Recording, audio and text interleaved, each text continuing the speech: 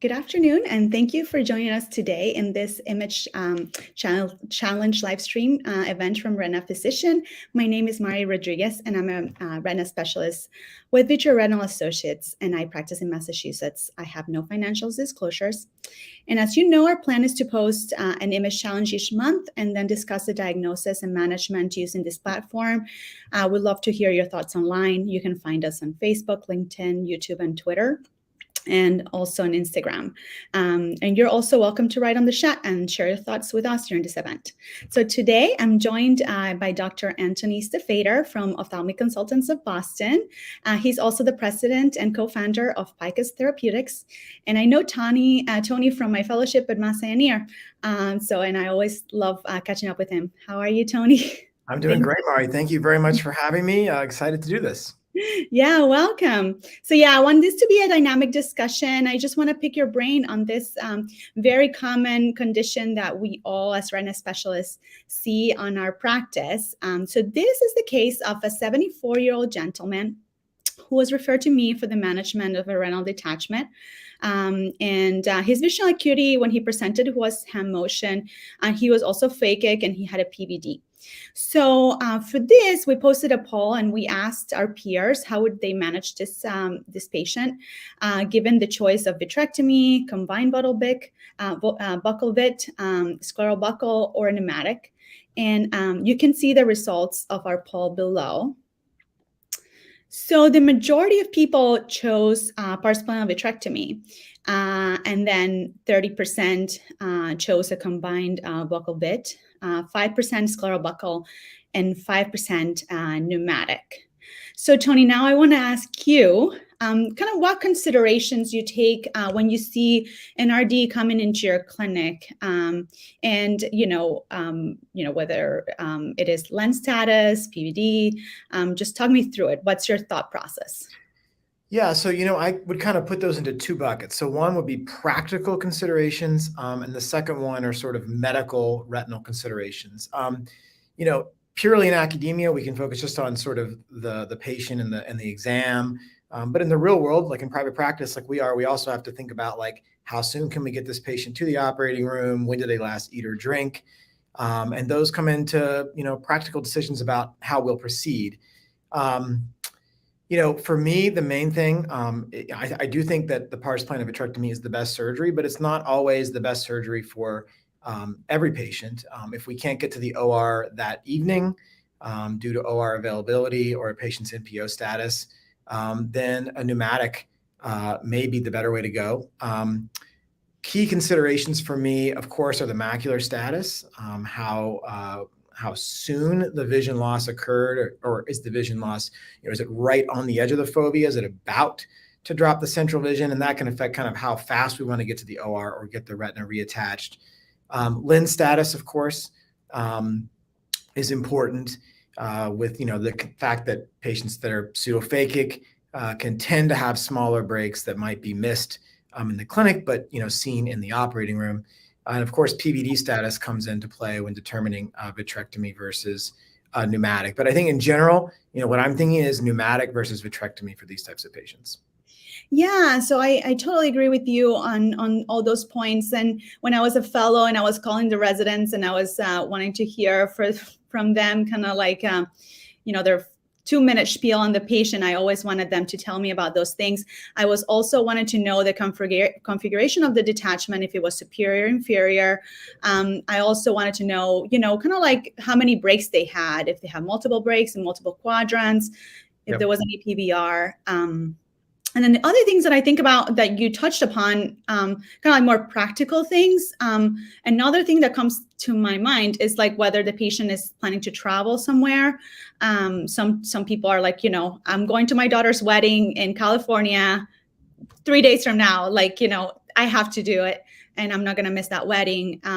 And so, you're thinking, okay, am I going to put oil in this patient if I do a PPV? So that's another thing that I think about. And then the other things that I think about are, risk for PVR, if they've had trauma, their smoking history, if they're young. So I also think about that. Yep. So for this patient, I actually ended up doing a pneumatic, and then I did sequential laser. So you can see in post-op month 2, he actually did really well. His vision was 20/40, and he had a significant cataract. So I think that probably could be corrected with cataract surgery. I love doing sequential laser in these patients. So this has really been a shift for me. During fellowship, I usually did a cryo and a pneumatic at the same time. But now in practice, I love to do sequential laser. And I think that sometimes I laser a little bit more broadly, as you can see it here, because I don't want to miss like small little tears or something like that, especially with pseudophakic patients like you talked about. I tend to do a little bit more broad laser just in case I don't miss like those micro little breaks, and I put kind of like a good blanket there. So that's my preferred choice. And when we think about pneumatic versus VIT, the pivot trial comes to my mind. And so pneumatic is successful about 88% of the time, and VIT is about 93%. But then when you look at the, visual acuity outcomes, pneumatics tend to do a little bit better. So that's why, if I can do it, my first choice will usually be a pneumatic if it's a superiority. So that's the way kind of like I practice. So So I just wanted to hear from you, like about pneumatics a little bit more, and how you, kind of like the nuts and bolts of it, and how do you approach patients with pneumatics?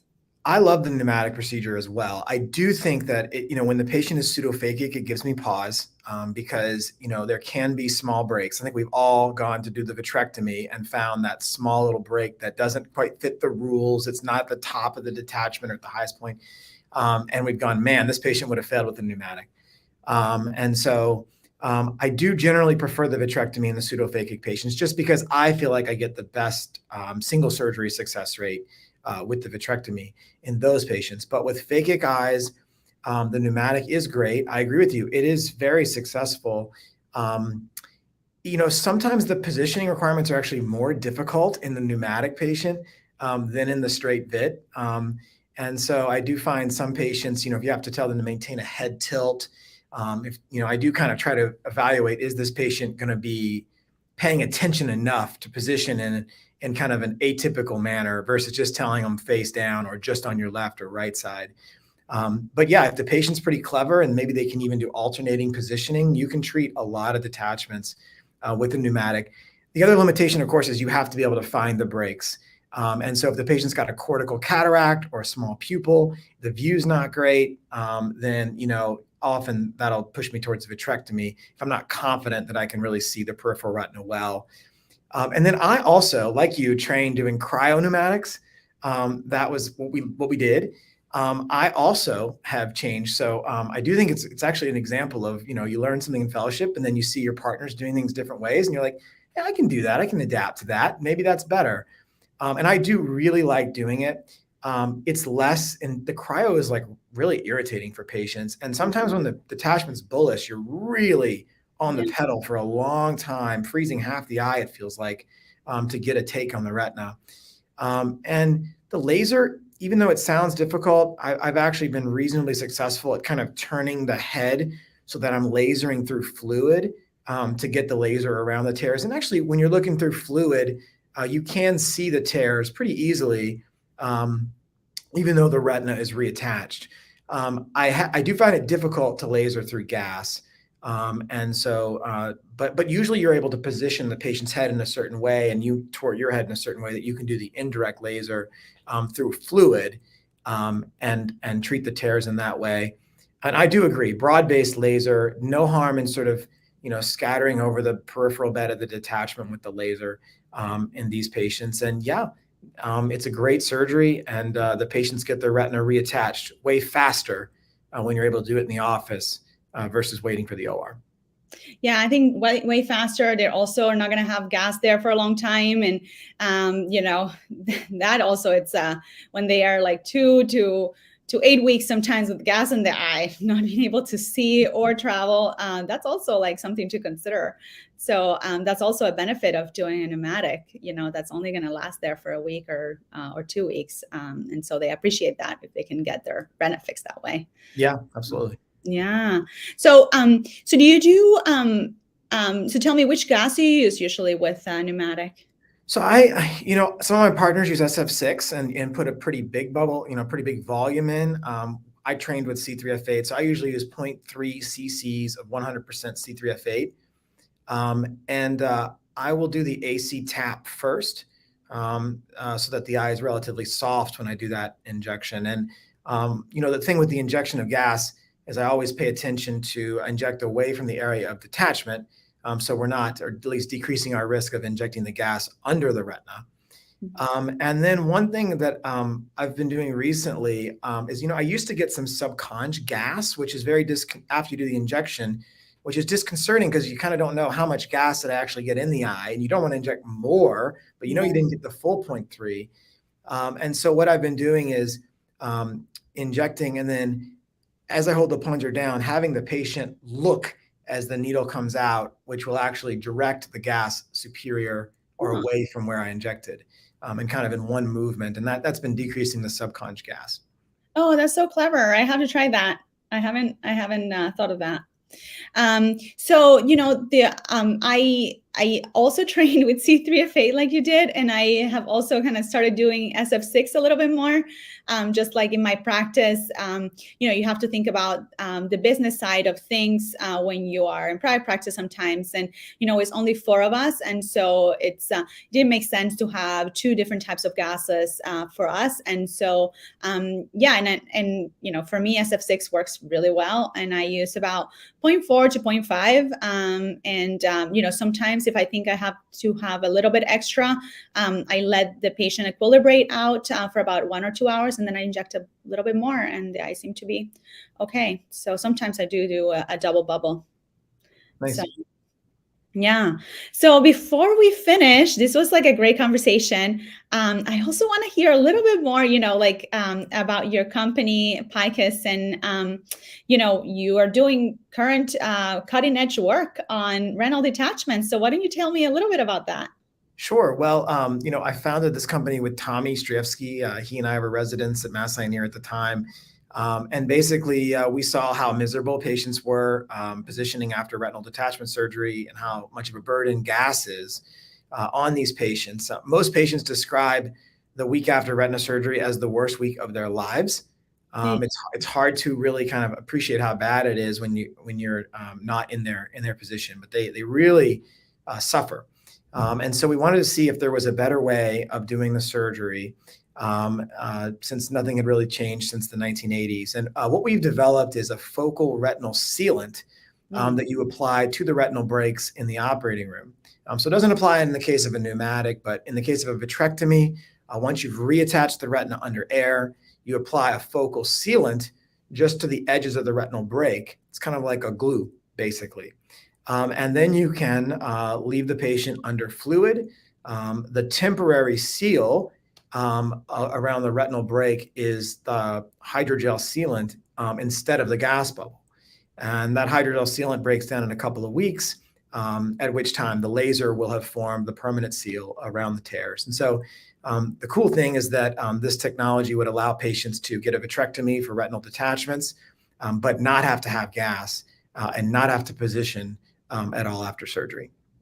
Oh, that's so cool. So do you put that sealant after you do the laser? Exactly. So it's very similar to the laser. So you do the laser, and then you basically come back in with a curved cannula. It's like a soft tip curved cannula. And you basically apply, 50 microliters, very small amount of this gel. It's kind of like a viscoelastic. It kind of has that feel. You basically apply it to the retinal break. In the heat of the eye, it cross-links and forms a more rigid gel that coats the tear. And so it adds maybe a minute to the surgical procedure. Okay. And then do you leave it with air? Because otherwise that you would have fluid, or does it just like seal it right away and then you can just right away? So you can go back to fluid. And then what's really cool is the patient will have 20/40, 20/30 vision post-op day 1, which is pretty cool for a patient who had a retinal detachment. Wow, I can't wait to try this in the future, hopefully the near future. Hopefully. Good luck with that. So thank you for coming here, Tony. It's always great to catch up. And thank you also for tuning in today. You can leave us a comment, as I said, online via our multiple platforms. And we hope to see you again in about a month, and we will discuss something else. Thank you. Thank you.